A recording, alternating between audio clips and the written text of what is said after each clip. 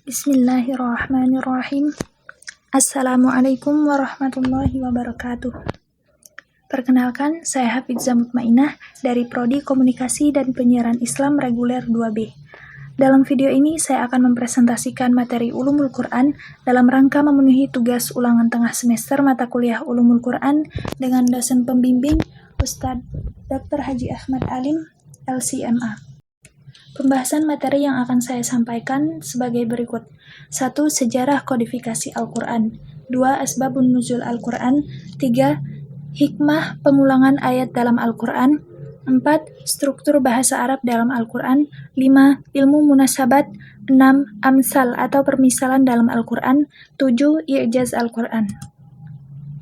Yang pertama, sejarah kodifikasi Al-Quran. Al-Quran sebagai kitab wahyu bukan produk budaya. Apa yang disampaikan kepada kita dari berita atau risalah yang ada di dalam Al-Quran yang diturunkan kepada Nabi Muhammad bukan dari kepentingan Nabi. Diutusnya Nabi Shallallahu Alaihi Wasallam dengan membawa risalah wahyu tersebut supaya manusia mengenal Allah Subhanahu Wa Taala dan aturan-aturannya atas manusia, sehingga manusia hidupnya mau diatur oleh Allah Subhanahu Wa Taala. Al-Quran adalah kitab tanzil, artinya benar-benar diturunkan. Al-Quran memiliki jaminan bahwa tidak akan adanya penyimpangan. Sanad menjadi bukti sejarah bahwa proses pewarisan ilmu itu bisa dipertanggungjawabkan.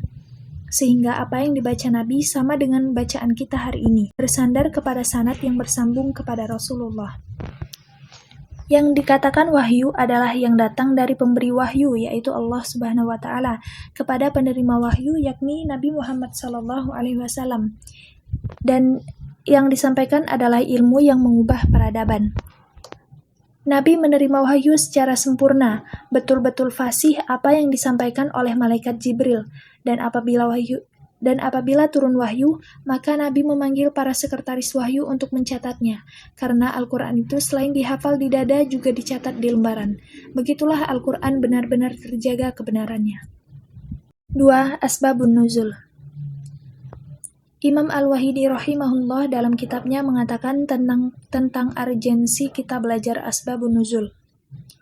Tidak mungkin seseorang bisa secara komprehensif menafsirkan suatu ayat tanpa mengetahui sejarahnya dan sebab turunnya suatu ayat.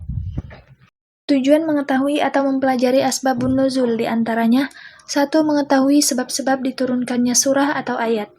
2. Menggali hukum-hukum yang terkandung dari surah atau ayat tersebut. 3. Menggali hikmah dari surah atau ayat tersebut. 4. Terbebas dari keraguan-raguan atau muskilah. 5. Memahami secara mendalam peristiwa yang terkandung dalam ayat tersebut. Contoh, sebab diturunkannya surat Al-Falaq dan surat An-Nas, yang dikenal dengan surat perlindungan. Terjadi satu peristiwa bahwa Rasulullah Shallallahu Alaihi Wasallam pernah mengalami sakit yang disebabkan oleh sihir. Orang Yahudi sejak dulu saat itu, salah satu permainannya adalah sihir. Ketika Nabi terkena sihir, maka Rasulullah Shallallahu Alaihi Wasallam diturunkan dua surat ini, surat Al-Falaq dan surat An-Nas, sehingga sihir itu lepas dari tubuh Nabi Shallallahu Alaihi Wasallam. Cara mengetahui surat Makkiyah dan Madaniyah secara umum diantaranya: 1. Dilihat dari sisi waktu. Sebelum Nabi hijrah ke Madinah disebut surat Makkiyah, dan sebaliknya, ayat atau surat yang diturunkan setelah Nabi hijrah maka disebut surat Madaniyah. Dilihat dari sisi tempat. Ayat atau surah yang turun di Mekah atau tempat-tempat yang berdekatan dengan Mekah disebut Makkiyah. Kemudian surat atau ayat yang turun di Madinah atau sekitarnya seperti Uhud dan daerah-daerah sekitarnya disebut Madaniyah. Kemudian dilihat dari masalah khitabnya. Objek dari ayat siapa yang diajak bicara. Si penggunaan ya ayyuhan nas biasanya termasuk surat Makkiyah. Kemudian Madaniyah identik dengan ya ayyuhalladzina, walaupun ada sedikit pengecualian. Dilihat dari sisi karakter ayat atau surat. Jikalau setiap surat atau ayat ada tanda ayat sajadah di mana dianjurkan untuk sujud tilawah saat membacanya, maka bisa dipastikan surat Makkiyah. Atau ada kata kalla, maka bisa dipastikan adalah surat Makkiyah.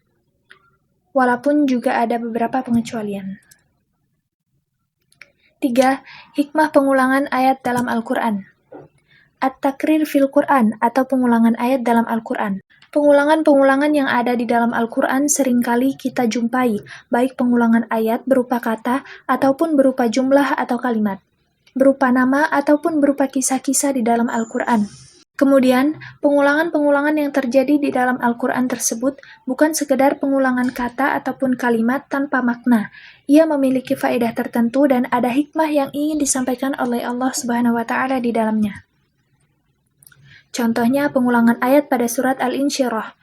Fa inna ma'al usri yusra. Maka sesungguhnya bersama kesulitan itu ada kemudahan.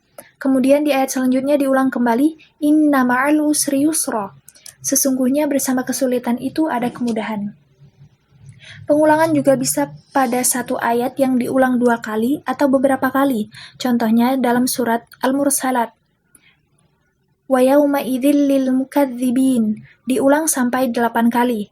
Contoh lain dalam surat Ar-Rahman, fa bi ayyi ala'i rabbikuma tukadziban, diulang 31 kali dalam Al-Quran. Atau juga terdapat pada penutup ayat dan pembuka ayat awal. Di antara faedah pengulangan ayat dalam Al-Quran yang pertama adalah at-takrir atau pengulangan. Tujuannya adalah agar menetapkan atau mengokohkan ayat, kata atau kalimat dalam Al-Quran tersebut, supaya mudah diamalkan dan menjadi pedoman. Kalau ilmu sudah menetap dan bersemayam, maka akan menjadi kokoh dan kuat. Kedua faedahnya adalah untuk takkid atau penguat, untuk menguatkan arti dari ayat tersebut agar dapat tersampaikan maksud dari ayat tersebut. Faedah yang ketiga adalah dari ayat atau kalimat tersebut, Allah mengajak manusia supaya menjadikan urusan ini menjadi urusan besar dan tidak diremehkan. Kemudian supaya orang yang membaca atau orang yang diajak bicara terbesit di dalam dirinya untuk mengagungkan Allah Subhanahu wa Ta'ala. 4. Struktur bahasa Arab dalam Al-Quran. Contoh ungkapan dalam bahasa Arab. 1. Khobar, menceritakan atau mengabarkan tentang surga neraka, tentang kebiasaan manusia, bagaimana Allah menceritakan atau mengabarkan tentang sifat negatif manusia yang suka menumpuk-numpuk harta, sifat manusia yang tidak pernah merasa cukup melalui surat At-Takatsur. 2. Insya, artinya perintah atau larangan. Teks yang mengandung amar ma'ruf nahi mungkar merupakan insya. Dalam Al-Quran selalu menggunakan bahasa qaulan layyina atau yang halus, santun, dan sopan. Contohnya pada kalimat alaikum, farodoh, iftah, dan sebagainya. 3. Al-am, artinya umum. Umum atau menyeluruh, tidak terbatas pada suatu makna. Contohnya dengan kata-kata jami, yang artinya seluruhnya, jadi mencakup semua atau sekalian. Atau contoh lain, tiap-tiap diri, atau wahai manusia. Yang keempat, al-khas, artinya khusus. Kalimat atau lafaz khusus yang menunjukkan maksud khusus tertentu. Misalkan orang miskin, kata tersebut bersifat umum, tetapi kalau 10 orang miskin, maka katanya menjadi khusus. 5. Mujmal. Mujmal adalah lafaz yang masih global dan bermakna ganda tanpa ada yang lebih rajih atau yang lebih kuat. Artinya sama-sama kuat. Contohnya kata kuru, yaitu perempuan yang dicerai pada saat masa tunggunya 3 kali kuru. Dalam bahasa Arab, kuru itu maknanya haid, juga maknanya suci, dua-duanya dan tidak bisa ditarjih. 6. Mubayyan. Mubayyan sebagai penjelas. Jadi lafaz yang menunjukkan makna yang sudah jelas, tidak memerlukan artinya tidak memerlukan penjelasan lagi. Contohnya, dirikanlah sholat. Sebagaimana yang kalian lihat, kalian kerjakan sesuai dengan yang diajarkan Nabi SAW. 7. Al-Zahir, yang artinya jelas. Zahir adalah lafaz yang tertuju pada 2 makna atau lebih, tetapi lebih berat kepada salah satunya. Yang ke-8, mu'awwal atau ta'wil. Ta'wil adalah lawan dari zahir, yaitu menyimpangkan lafaz dari kemungkinan makna yang rajih menuju makna yang zahir. 5. Ilmu munasabat. Ilmu munasabat di dalam Al-Quran membahas bagaimana teori dan praktek cara menghubungkan antara ayat dengan ayat ataupun surah dengan surah. Dengan ilmu ini kita bisa menyingkap hukum dan hikmah yang terdapat di dalam firman Allah Subhanahu wa Ta'ala. Secara bahasa artinya al-muraqabah atau saling berdekatan. Secara istilah, munasabat ini adalah ilmu yang secara khusus dalam ulumul Quran untuk mengetahui korelasi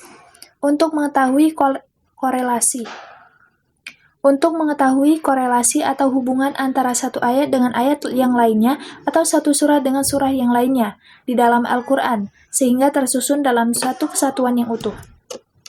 Contohnya pada surat Al-Qasas. Di awal surat, Allah menceritakan tentang kisah Nabi Musa, kemudian di akhir surat bercerita tentang kisah Nabi Muhammad SAW.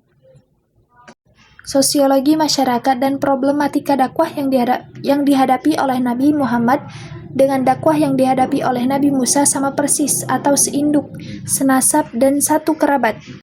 Di mana Fir'aun pada zaman Nabi Musa, kemudian Abu Jahal dan Abu Lahab pada zaman Nabi Muhammad, sama-sama menghadapi satu rezim diktator dalam kesyirikan intelektual. Perjalanannya sama-sama terusir dari tanah kelahirannya. Nabi terusir dari Mekah, kemudian hijrah ke Madinah. Nabi Musa juga terusir dari Mesir, hijrah ke Madinah. Hingga pada ayat terakhir, kisah perjalanan Nabi Muhammad kembali lagi ke tanah lahirnya, yaitu Mekah. Dan Nabi Musa kembali juga ke tanah kelahirannya, yaitu Mesir. Itulah yang dinamakan dengan munasabat surat. 6. Amsal atau permisalan dalam Al-Quran. Permisalan di dalam Al-Quran intinya adalah untuk mengaktualisasikan sesuatu yang masih abstrak supaya menjadi konkret. Dari sekian banyak ayat dalam Al-Quran, ada 6.000-an ayat, namun ada yang mengatakan 6.236 ayat yang jika diteliti dan dikaji, ayat-ayat tersebut berbicara tentang amsal atau permisalan. Contohnya pada surat Al-Baqarah ayat 264.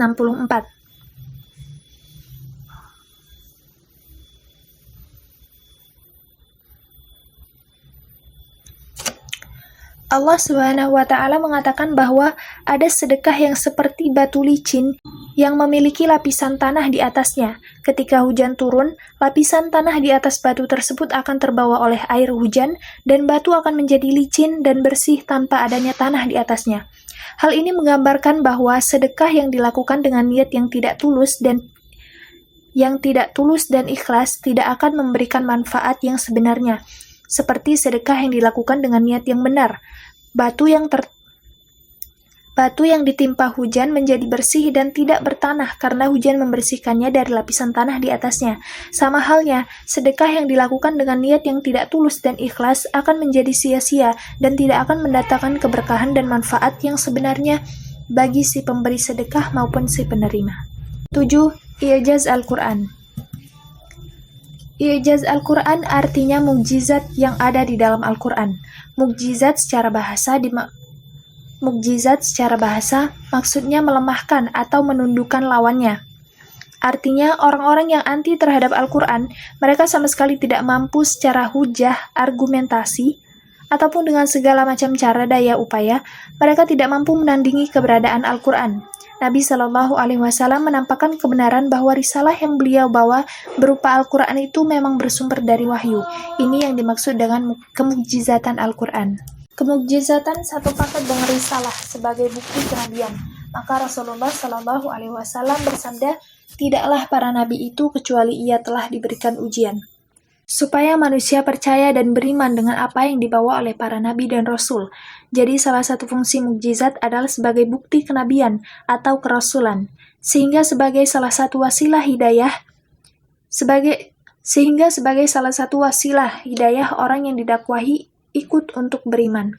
Berikut contoh-contoh mukjizat, di antaranya mukjizat yang sifatnya visual atau empiris atau yang terlihat dengan panca indera. Misalkan mukjizat Nabi Shaleh alaihi salam yang bisa mengeluarkan onta dari batu.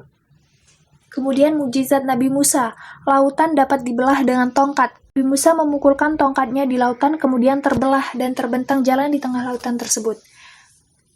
Kemudian mukjizat Nabi Isa alaihi salam, dengan izin Allah bisa menghidupkan orang mati. Dan banyak lagi mukjizat-mukjizat yang diceritakan dalam Al-Quran. Sekian yang dapat saya sampaikan. Apabila ada kekurangan, saya mohon maaf. Wallahu a'lam. Wassalamualaikum warahmatullahi wabarakatuh.